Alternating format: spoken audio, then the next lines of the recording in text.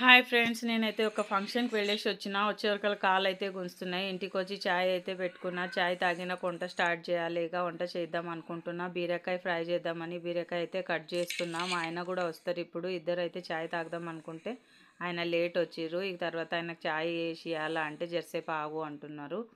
ఇక్కడ నేనైతే వంట స్టార్ట్ చేసిన. ఆయనకు కూడా ఫ్రెష్ అప్ అయి వచ్చిన చాయ్ అయితే ఇచ్చేసిన.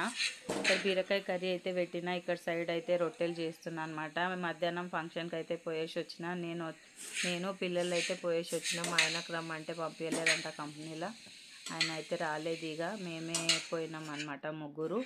తర్వాత కర్రీ మళ్ళీ రొట్టెలు అయితే అయినాయి. బియ్యం కూడా పెట్టేసిన అదే పొయ్యి మీద. తర్వాత ఇక్కడ గ్యాస్ బండ్ అయితే క్లీన్ చేసుకుంటున్నాను అనమాట. బాసన్లు మొత్తం తోమేసిన. ఇవన్నీ సామాను పైన కట్టేసి పెట్టినుండే దసరా పండగ ముందే. ఇవన్నీ అయితే ఈరోజు తీసేసిన.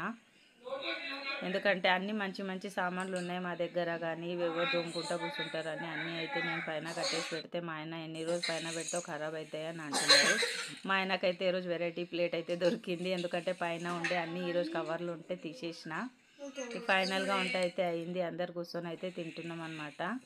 పిల్లలు ఇక నాకు తినిపియరా అని కూర్చున్నారు. ఇక వాళ్ళకి తినిపించినాకైతే నేను తింటాను అనమాట. టైం అయితే మేము నీట్గా ఇక్కడ తర్వాత ఇక భోజనం అయితే అయిపోయింది. లోపలికి వచ్చి గ్యాస్ బండ మొత్తం క్లీన్ చేసుకొని ముగ్గు అయితే వేసుకున్నాను అనమాట. కరోనా టైంలో అయితే డైలీ ముగ్గు వేసుకుంటే ఇప్పుడు అయితే మర్చిపోయినా మొత్తము. డైలీ ముగ్గు వేస్తే బాగానే, కానీ నేను మర్చిపోతున్నా. ఈ రోజు నుంచి ముగ్గు అయితే వేసుకుంటున్నా. ఈ బాసన్ కూడా అయిపోయినాయి. నా పని మొత్తం అయితే నీట్గా అయిపోయింది. Okay, bye bye.